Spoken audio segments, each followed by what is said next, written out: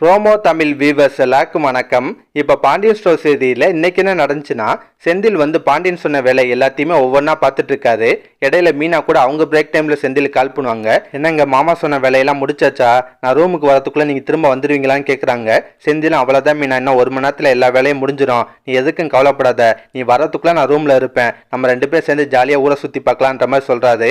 இந்த பக்கம் வீட்டில் என்ன நடக்குதுன்னா, ராஜி வந்து அவங்க முதல் நாள் டியூஷன் ஆரம்பிக்க போறாங்க. அப்போ கூட கோமதி சொல்றாங்க, எதுக்கு ஒரு வார்த்தை மாமாட்ட சொல்லிடு ராஜி, இல்லைனா அவர் கோவப்படுவாருன்னு சொல்றாங்க.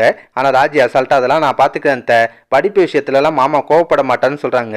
அதுக்கப்புறம் நடக்குதுன்னா, ராஜி வந்து பசங்களுக்கெல்லாம் பாடம் சொல்லி கொடுத்துட்டு இருப்பாங்க. அதுல ஒரு பையன் வந்து இங்கிலீஷ் போயத்துல ஏதோ டவுட் கேட்கிறேன். அந்த டைம் பார்த்து தங்கமயில அந்த வழியா வருவாங்க. ராஜி என்ன பண்றாங்க, தங்கமயில அந்த பையனுக்கு போயம் சொல்லி தர சொல்றாங்க. அதை கேட்டவன் தங்கமயிலுக்கு பயங்கர ஷாக் ஆகுது. தப்பிக்க என்ன பண்றாங்க, எங்க அம்மா கால் பண்றாங்க, பேசிட்டு வந்துடுறேன்னு சொல்லிட்டு அந்த இடத்துல இருந்து எஸ்கேப் ஆயிடுறாங்க. அதுக்கப்புறம் தங்கமயில் என்ன பண்றாங்கன்னா, அவங்க அம்மா கால் பண்ணி கோவப்படுறாங்க. நீ பாட்டுன்னு உன் இஷ்டத்துக்கு நான் எம்ஏ படிச்சிருக்கேன், அது இதுன்னு அடிச்சு விட்ட, இப்போ அது எவ்வளோ பெரிய சிக்கலா வந்திருக்கு தெரியுமா, நான் வசமா மாட்டிக்கிட்டேன்னு புலம்புறாங்க. பாக்கியமும் என்ன பிரச்சனை விசாரிப்பாங்க. அப்ப தங்கமயில் ராஜி டியூஷன் எடுக்கிற விஷயத்தையும் அவங்களையும் பாடம் சொல்லி தர சொல்லி வற்புறுத்துற விஷயத்தையும் சொல்றாங்க.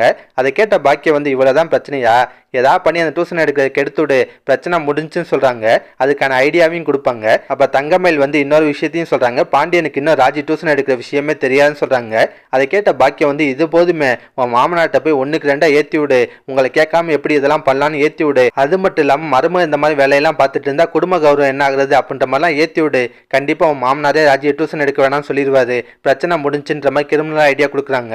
தங்கமயில் அந்த ஐடியாவை செய்ய போறாங்க. அதுக்கப்புறம் நடக்குதுன்னா, பாண்டியன் வந்து செந்தில் ஒரு ஆள்கிட்ட போய் காசு வாங்கிட்டு வர சொல்லியிருப்பாருல, அவர்கிட்ட காசு வாங்குறதுக்காக அவர் கடைக்கு செந்தில் வந்திருக்காரு. ரொம்ப நேரமா அவருக்காக காத்திருப்பாரு. ஆனா அவர் இன்னும் வராம இருக்காரு.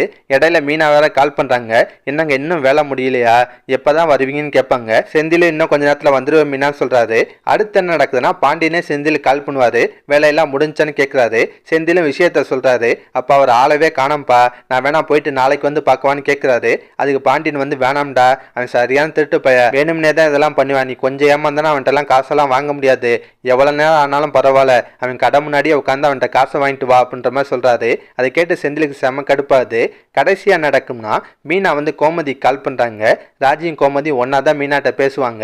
முதல் சென்னையில் நடந்த விஷயத்துல அவங்க கேட்டுக்கிறாங்க.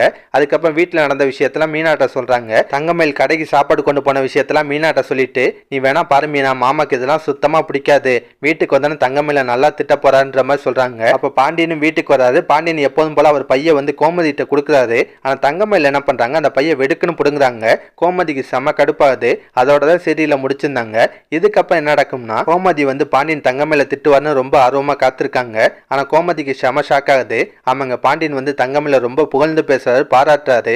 அதெல்லாம் பார்த்து கோமதிக்கு செம கடுப்பாகும். அந்த கோவத்தை வந்து பாண்டியன் மேலதான் காட்ட வாய்ப்பு இருக்குன்னு நினைக்கிறேன். இதை தவிர வேற என்ன நடக்கும்னா, தங்கமயில் வந்து நைஸா பாண்டியனை ஏத்தி விடுவாங்க.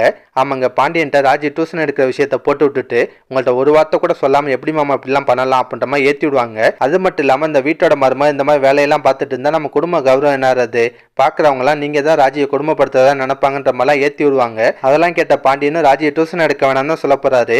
இதுக்கப்புறம் ஏதாவது ட்விஸ்ட் நடக்கணும்னா, கதிர் வந்து ராஜிக்கு சப்போர்ட் பண்ணி பாண்டியனை எதிர்த்து நிக்கிற மாதிரி ஏதாவது சீன் வரலாம். ஆமாங்க, கதிர் சொல்லுவாரு, இங்க பாருங்க ராஜி டியூஷன் எடுப்பா, அவளை தடுக்கிறதுக்கு யாருக்கும் உரிமை இல்லை அப்படின்ற மாதிரிலாம் சொல்லுவாரு. அது ஒரு பெரிய பிரச்சனையாகிறதுக்கும் வாய்ப்பு இருக்குங்க. இதெல்லாம் பத்தி உங்க கருத்தை நான் மறக்காம கமெண்ட்ல சொல்லுங்க. இந்த வீடியோ பிடிச்சுன்னா ஒரு லைக்கை தட்டுங்க. நம்ம சேனல் ப்ரோமோ தமிழ் ரிவ்யூ இதுவரை சப்ஸ்கிரைப் பண்ணலாம், ப்ளீஸ் கை சப்ஸ்கிரைப் பண்ணிக்கோங்க. நான் உடனே சீரியல் அப்டேட் கொடுத்துட்டே இருக்கேன். Bye guys.